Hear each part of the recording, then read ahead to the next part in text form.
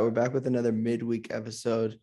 We're lacking consistency, but at the same time, we're kind of not because we're starting to get consistent with these like Tuesday, Wednesday, Thursday uploads. So, you guys understand though, it's summer, it's harder to, stay on track. But we are back with another episode. And today we'll talk about NBA Finals, college baseball, MLB, and maybe some of this stuff. So, yeah, we'll see. Let's get into it though. So, through 3 games of the series, Boston leads the series 2-1, which is definitely not what I expected. I think if I had to guess right now, I would say 2-1 Warriors, but it is still anyone's series. Game 4 is a huge game for Warriors. Not so much. Well, it would be huge. It's huge for both teams, but more so for the Warriors because going down 3-1 is, it's only happened one time in the finals where a team has come back from that. So that tells you all you need to know. Only promising thing about going down 3-1 is you have 2 of the 3 final games at home. But even if you won game 5, you just have to play game 6 on the road. So yeah, it'll be tough for either team to win the series. It's hard fought. We haven't had too many close games though. First game was kind of close. And then the Warriors took a big lead, and then the Warriors completely collapsed. Boston pulled ahead and kind of never looked back. Game 2 was really close in the first half, and then the third quarter Warriors just avalanched on the Celtics and never looked back and played a good fourth too. But this was, yeah. And then Celtics kind of had like 12 to 15 point lead throughout the whole first half.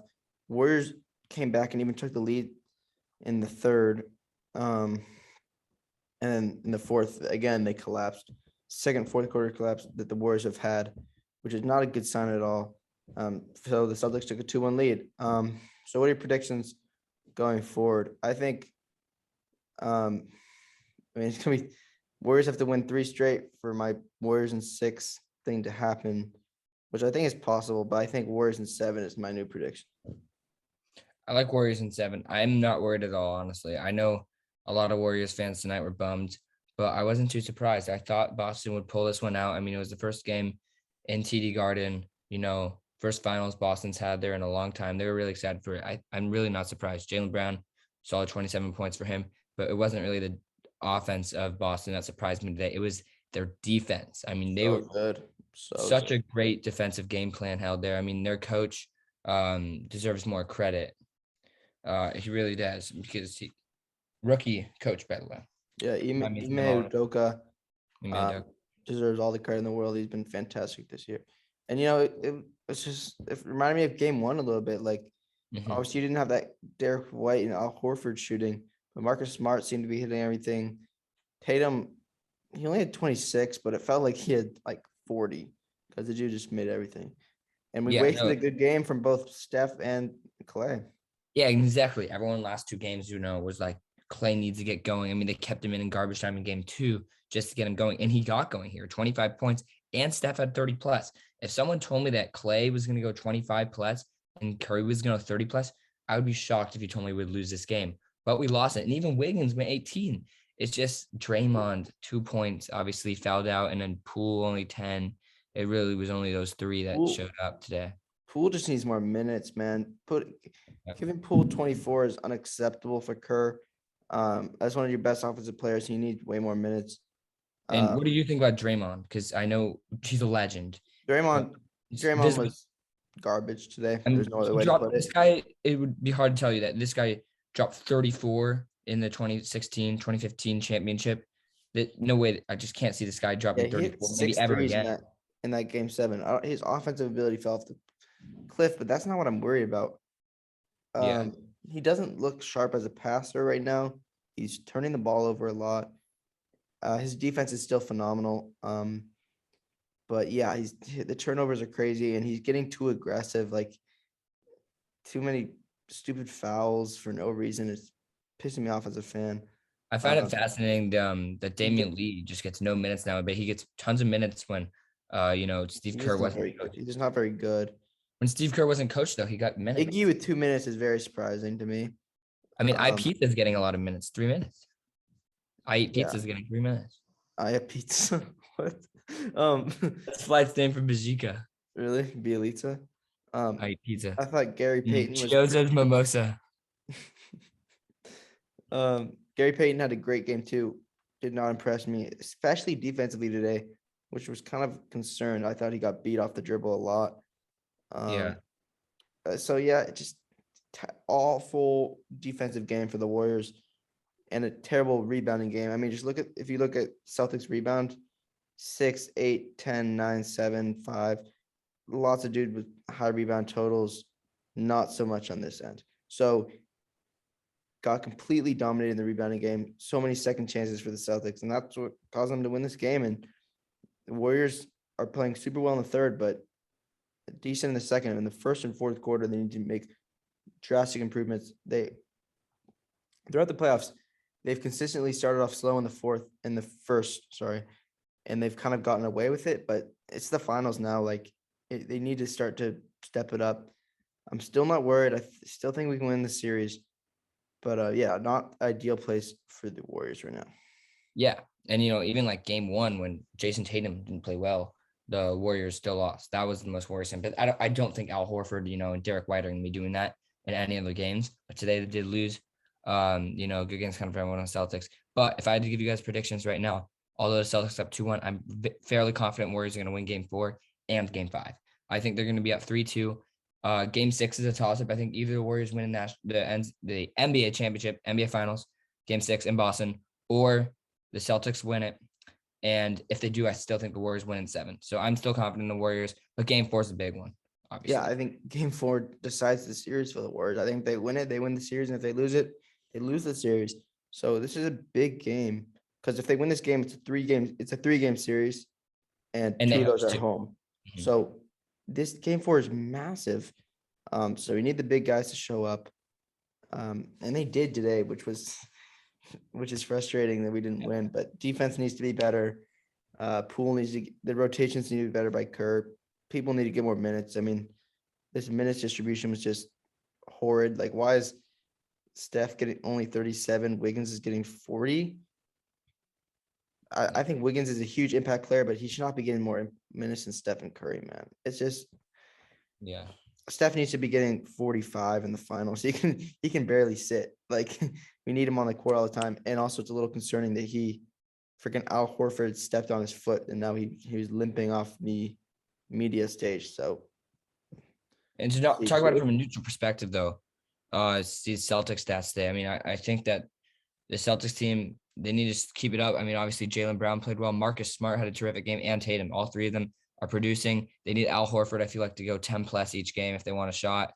Robert Williams in there, Grant Williams. I mean, everyone played to their perfection. They really have a 7-man rotation, and all of them contributed. Obviously, Pritchard didn't contribute that much, but all like 6, 7 of those guys really got involved today, and that's why they won. Yeah, I thought the rotations were perfect. This Steve Kerr kind of needs to take notes here. 41 and 40 for your best players is kind of ideal. Whereas the Warriors didn't really do that. They're in 30. Yeah, again, only 37 for Curry. Porter, I thought was really good in the minutes he played. A few huge rebounds and hit 2 threes. Yeah, but talking about the Celtics a little bit from a neutral perspective, Tatum is just amazing, man. Jaylen Brown, 2 games in a row, has gotten off to super hot starts in the first, kind of cooled down after, but it's still such a dangerous player. And Marcus Smart was hitting huge shots on the line. Derek White has kind of been neutralized in the last 2 games, which is good. Or not good. But which is a little concerning for the Celtics. But yeah, and then Robert Williams was, in my opinion, one of the best players on the court today, swatting away everything, getting huge boards. He's not there to make an offensive impact, sort of similar to Kevon Looney. He's kind of a Kevon Looney kind of type.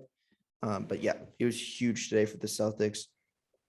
And that's how they got the win. And all eyes on game 4.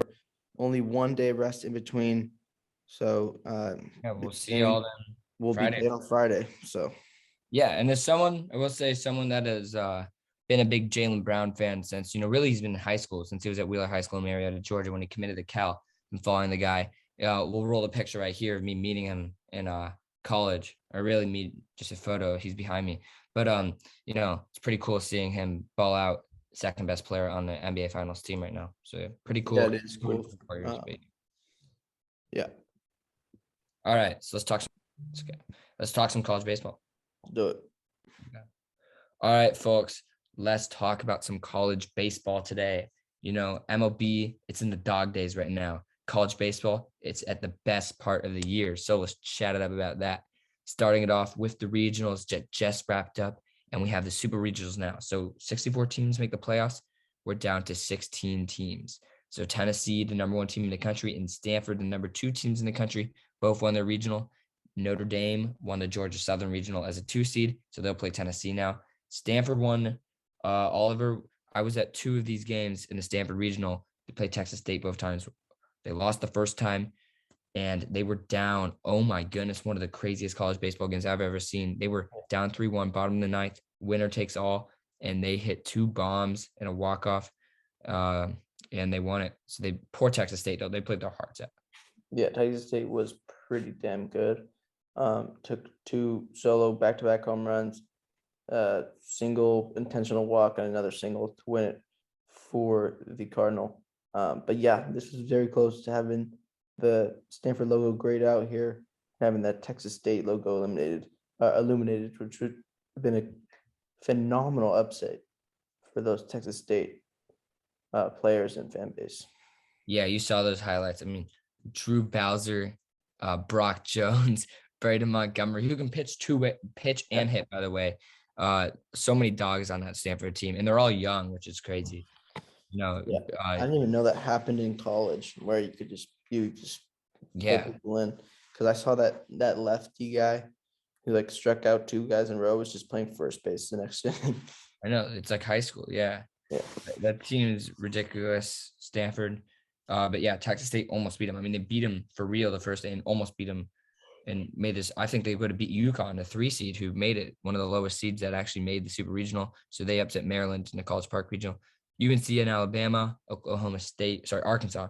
Oklahoma State got upset. Ole Miss won the Miami regional. Southern Miss won their own, along with Auburn and Oregon State. And Vandy was in that, by the way. So Vandy is not in the final 16. No Vandy in Omaha this year. And over here we got Oklahoma as a 2 seed, winning in the Florida regional. Virginia Tech, number 4 team in the country, winning theirs. Louisville, A&M, that's East Carolina, and then Texas. So we're down to 16.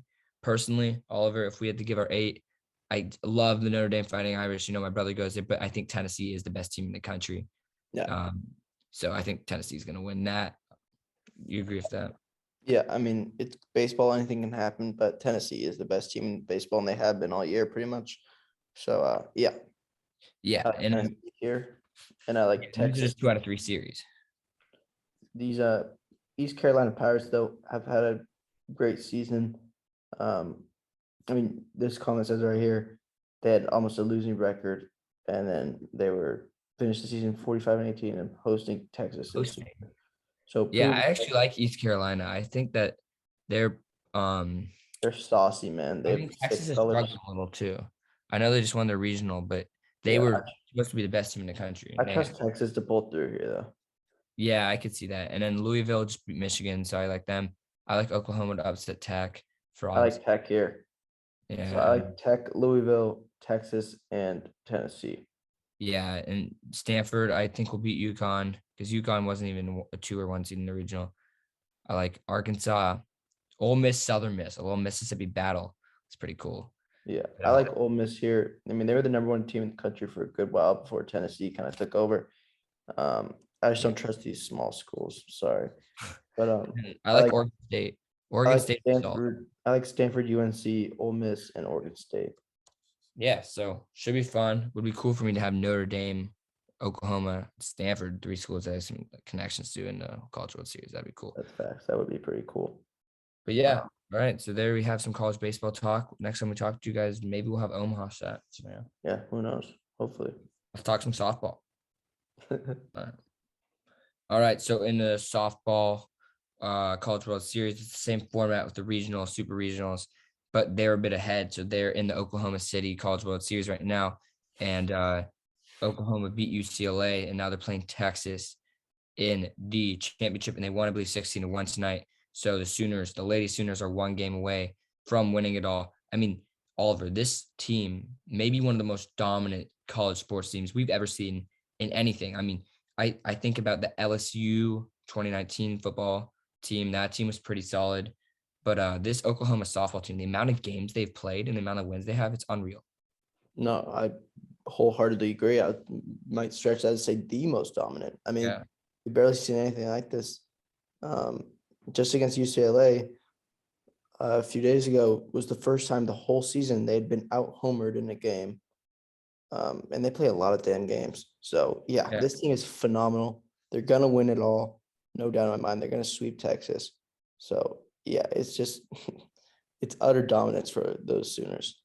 Yeah, Jocelyn Olive in her 5th year, just hits bomb after bomb. Number 78. She's electric from Hawaii, plays for the Sooners.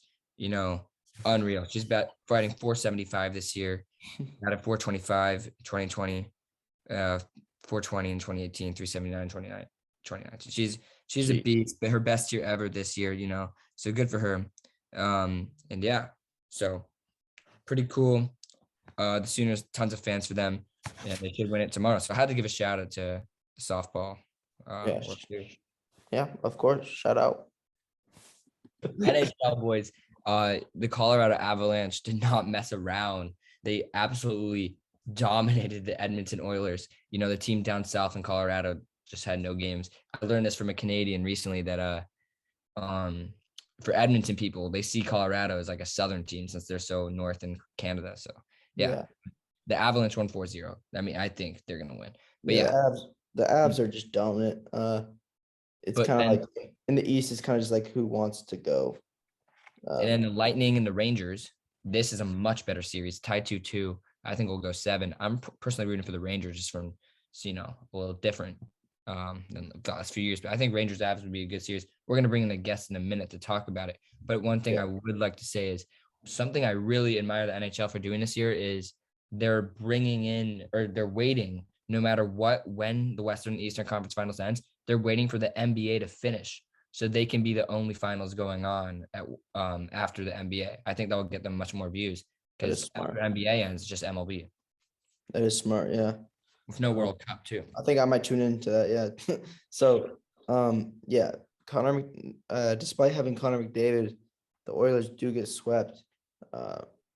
Always embarrassing, but these Avs, man, they're freaking good. So, yeah, good season for the Orioles. Made it farther than they usually do. But yeah, and then we'll bring in our New York Rangers expert / NHL expert, but mostly New York Rangers expert, Luke Young, onto the phone right now. So Luke, how do you feel about the series? I mean, you won 2 at home, then you lost 2 in Tampa. Do you think this series is going to 7? I really liked where we were games 1 and 2. We kind of laid the hammer down on game 1, and then game 2 we were all right, but games 3 we almost won, and then we kind of got spanked in game 4. I feel like they definitely have some momentum, but I mean, we're going back home. It's a must-win game, so yeah, I'm a little bit nervous from this back-to-back champion. I mean, they're trying to three-peat. Obviously, they're going to have to climb Mount Everest to beat the Avalanche, which I get it. But I mean, I've been watching this. The Rangers came in as a superior underdog. I've been following them all season and all playoffs, but they really turned up. So it's just, I think this game 5, whoever wins this game 5 is going to win the series. I think if the Rangers win game 5, they're going to win in 7. And if the Lightning and Tampa Bay wins, then they're going to win in 6. So That's my take. I'm really going for the Rangers, but Really? Igor Shesterkin's going to have to play a heck of a game, and we're really going to have to get our offense going, which we really didn't do last game. But we were really close to stealing one on the road. We were up the whole game, and we just lost in the very end. If we had won that, I would be much easier. But it is what it is. So we're gonna have to go in and win a couple games, and that's what we're gonna have to do. No quit New York.